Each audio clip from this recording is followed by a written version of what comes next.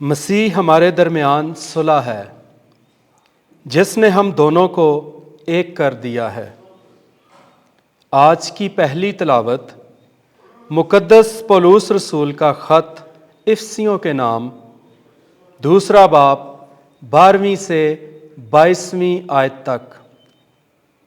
اے بھائیو، یہ مت بھولو کہ تم اس وقت مسیح سے محروم تھے اور اسرائیل کے استحقاق سے خارج اور وعدے کے عہود سے ناواقف اور اس دنیا میں نا امید اور بلا خدا تھے۔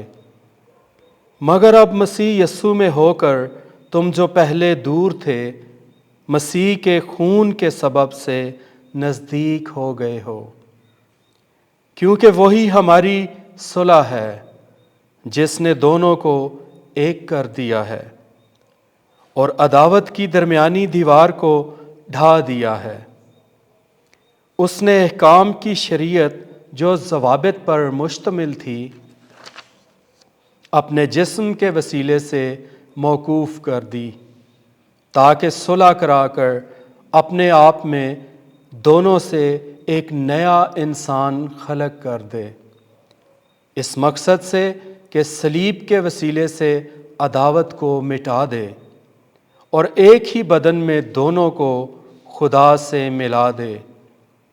اور اس نے آ کر تمہیں جو دور تھے اور انہیں جو نزدیک تھے، دونوں کو صلح کی خوشخبری دی، کیونکہ اسی کے وسیلے سے ہم دونوں ایک ہی روح میں باپ کا تقرب حاصل کرتے ہیں۔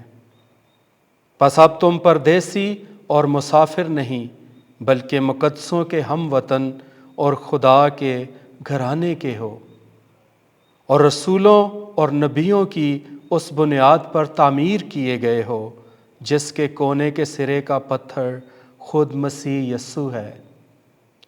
اسی میں ساری عمارت برابر پیوستہ ہو کر خداوند میں مقدس ہیکل بنتی جاتی ہے، اور تم بھی اسی میں باہم تعمیر کیے جاتے ہو، تاکہ روح میں خدا کا مسکن بنو۔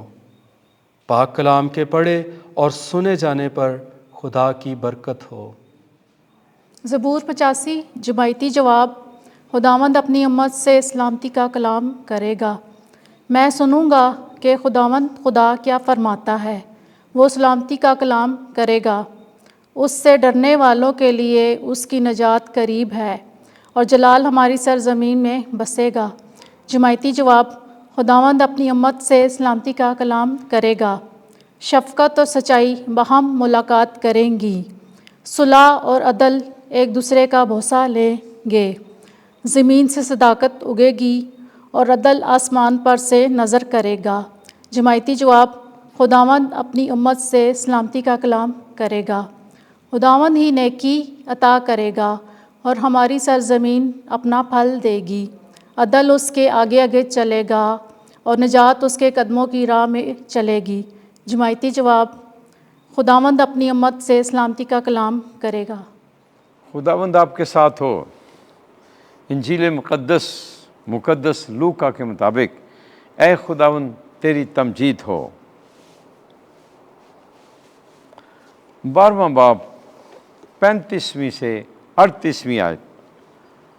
مبارک ہیں وہ غلام جن کو مالک آ کر جاگتا پائے۔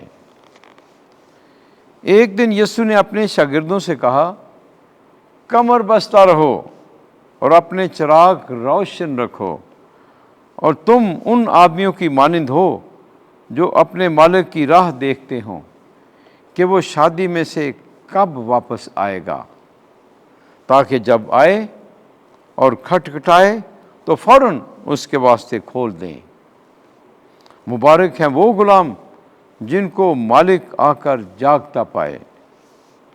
میں تم سے سچ کہتا ہوں کہ وہ آپ کمر باندھ کر انہیں کھانا کھلانے کو بٹھائے گا اور ان کی خدمت کرتا رہے گا، اور اگر وہ رات کے دوسرے پہر یا تیسرے پہر آئے اور انہیں ایسا پائے تو وہ غلام مبارک ہیں۔